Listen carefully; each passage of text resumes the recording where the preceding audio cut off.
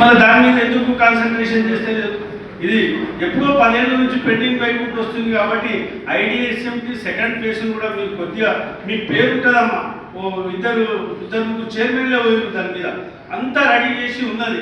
దాదాపు కమిషనర్ గారికి భూపతి సార్ కూడా దాని మీద మంచి అవగాహన ఉంది. కొద్దిగా మూవ్మెంట్ చేస్తే ఐడిఎస్ఎంకి సెకండ్ ఫేజ్ అయిపోతుంది, మనకు ఒక 3-4 కోట్ల రూపాయలు వస్తాయి. దాని మీద కూడా మీరు దృష్టి పెట్టి మనం రెవెన్యూ పెంచుకునే అవకాశం ఉంది.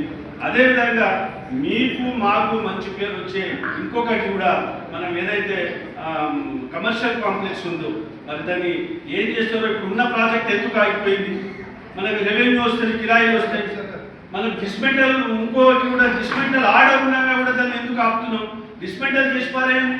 అవసరం వస్తే ఎమ్మెల్యే గారితో మాట్లాడడానికి 4-5 కోట్లు వస్తే అది కొత్త ప్రాజెక్ట్ అవుతుంది. దాన్ని మనం రెవెన్యూ పెంచుకుంటేనే మనకేమైనా లాభం తప్ప, మున్సిపాలిటీలో కౌన్సిలర్లకు పేరు రావాలి, వాటర్లు ఇప్పుడు 5-10 లక్షల సంవత్సరానికి వర్క్ చేయాలంటే మనం వేరే మీద ఆధారపడడం కాదు, మన నిధులు మనం పెంచుకోవాల్సిన అవసరం ఉంది. ఆ కమర్షియల్ కాంప్లెక్స్ మీద కూడా మీరు దృష్టి పెట్టండి అమ్మా, అదొక మంచి పేరు వస్తుంది. 2-3 టర్ముల నుంచి ఎవరు చేయలేకపోతున్నారు కాబట్టి మనం ఒక మోనోగ్రాఫ్, మనకు ఒక మెమొరీలో ఇది నేను చేసిన అనేది మీకు వస్తే మాకు వచ్చినట్టు, అది కూడా దాని మీద కూడా దృష్టి పెట్టండి.